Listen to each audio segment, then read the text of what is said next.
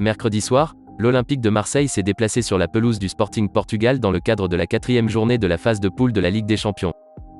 Ce deuxième résultat acquis mercredi est historique, Marseille est le premier club français à s'imposer sur une pelouse portugaise en C1. De plus, l'OM n'avait plus enchaîné 2 victoires consécutives en Ligue des Champions depuis décembre 2011-février 2012. Auteur d'un triplé en l'espace de seulement 6 minutes après être entré en jeu mercredi contre les Glasgow Rangers, Mohamed Salah a porté son nombre de buts en Ligue des Champions à 45 réalisations.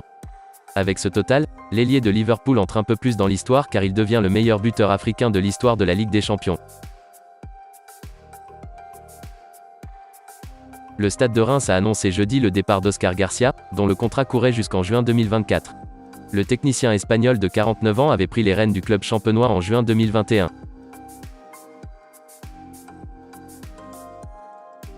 Contraint de sortir sur blessure mardi soir en Ligue des Champions lors de la défaite 2-0 contre le Maccabi Haïfa, Ángel Di María va devoir observer une période de repos d'environ 20 jours. L'Argentin devrait pouvoir terminer l'année avec la Juventus et disputer la Coupe du Monde au Qatar en novembre prochain. 10 jours après avoir été informé du départ de son directeur sportif, le Racing Club de Lens a annoncé la nomination de Francaise au poste de manager général et celle de Grégory Thiel au poste de directeur technique.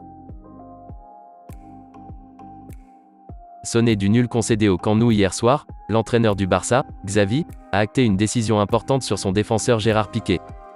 D'après le journaliste Javi Miguel, le coach du Barça serait arrivé à la conclusion que Piqué n'est tout simplement plus au niveau pour les grosses rencontres à haute intensité. Et le technicien espagnol aurait acté le départ du joueur de 35 ans à la fin de la saison. L'ancien capitaine de l'équipe de France de football Patrice Evra sera jugé pour injure homophobe lundi 17 octobre au tribunal de police à Paris, et encourt une amende pour des propos visant le PSG datant de 2019.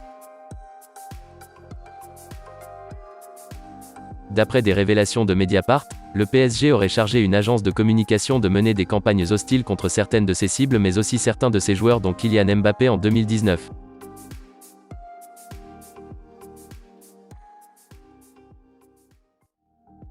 Donc voilà, c'est la fin de la vidéo, n'oubliez pas de vous abonner, de lâcher un like si ça vous a plu et d'activer la cloche pour louper aucune de nos vidéos.